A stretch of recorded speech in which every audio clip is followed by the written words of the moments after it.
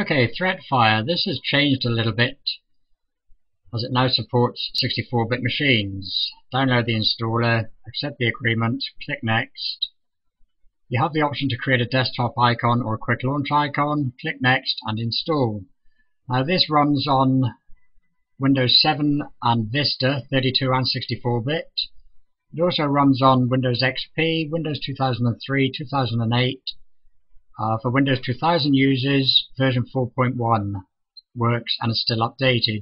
After the installation, you'll be prompted to scan, which will check your firewall, virus protection, and it will scan your computer for any threats that are already there. I have turned off my virus protection for the time being.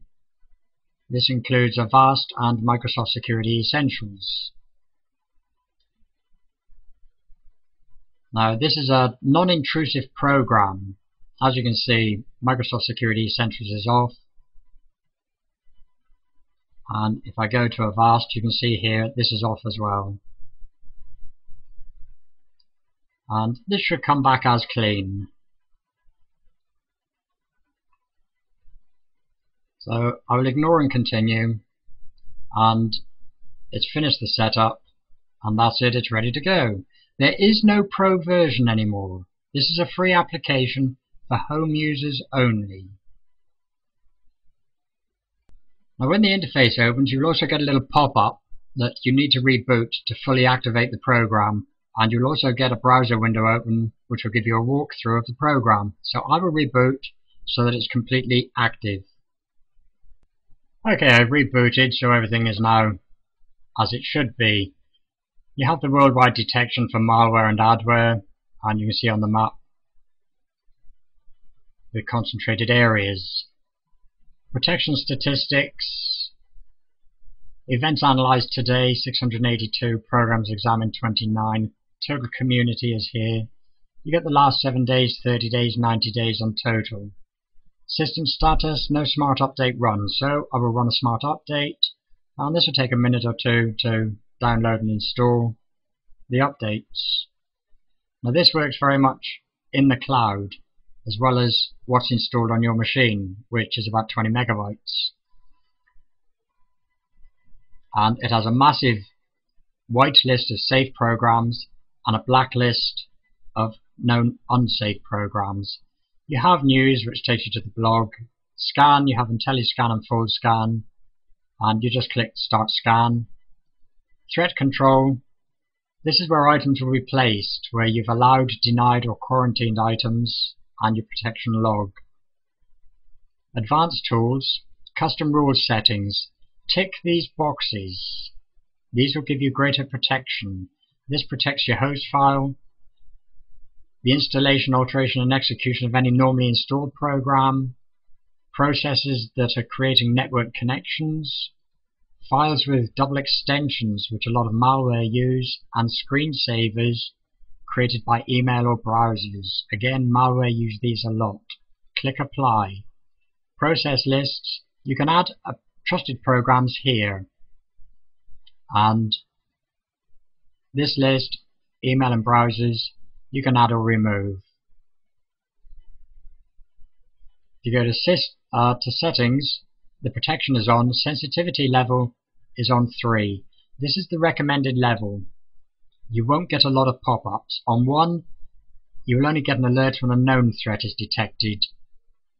And on 5, you will get a lot of pop-ups to deal with. Leave it on 3, it's quite safe. Default actions, leave it on prompt. Most users will find this beneficial, and when a known malicious threat is detected, quarantine and alert. Check for updates. You have the option to download and install updates with notification, silently, notification only, or not to check. Community protection. If you identify new threats on your computer, you can submit them. These are added to either the whitelist or the blacklist, and other users benefit. So everybody wins in this case because it's all being shared. There's no personal information. It's purely about the threats. Program language.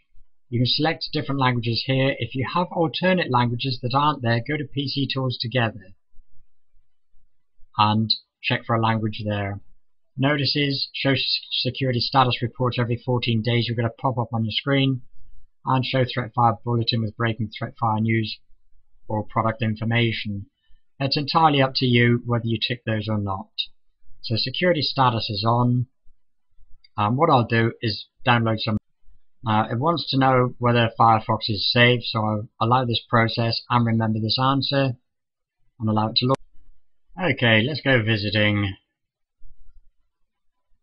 Here we have a typical scanner, as you can see, and this will find stuff that, yeah, protect my PC now, which is what a lot of you do.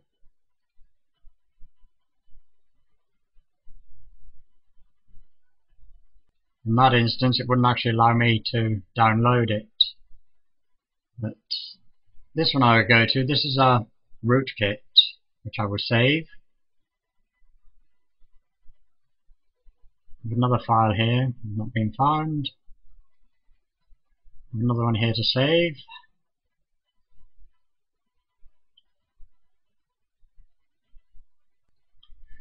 And we'll go to this one as well, which is Flash Player. Save that one.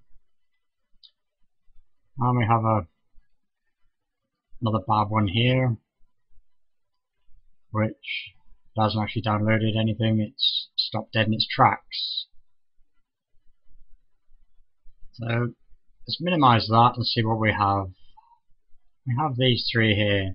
Now we know this to be a rootkit. We know that this is Flash Player Update, which if I allow it to run and see what happens, it won't run. So we'll leave that go. Let's have a look at this one. bt.exe. Now PC Tools has found this to be a threat. So we can kill and quarantine or kill this process and remember the answer. So we're killing quarantine.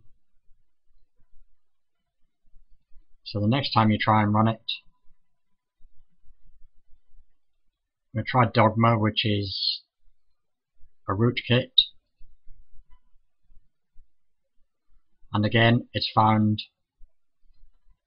that process. So we'll kill that.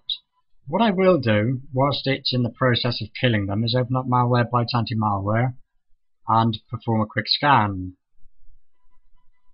Now as you can see, Threatfire has taken out those two objects that were there, and Malwarebytes will carry on doing its scan. Okay, Super Anti-Spyware has scanned and found one item, Malwarebytes has found two. So I've turned my protection back on, or most of it. Okay, as you can see, Avast is back on and Microsoft Security Essentials. So I'm going to visit a few of these sites again, and we'll see what happens, and see if anything gets picked up. Okay, Avast has picked that one up. We'll visit another one, which is a Flash Player.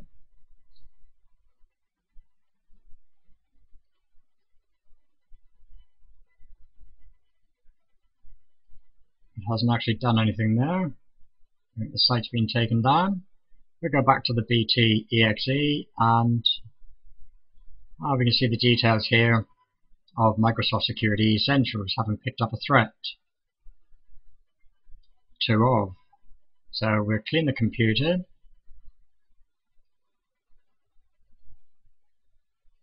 And we'll go and visit these other sites. This is the rootkit,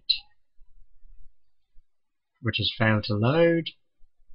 It's blocked it, and this one as well has been blocked. So I'm quite happy with that the protection works and it does what it should do. So it proves that using Avast and Microsoft Security Essentials along with Threatfire, you can get some good protection. If you want more information on the download links, check out my blog, which is Free PC Security, and you can find it at freepcsecurity.co.uk.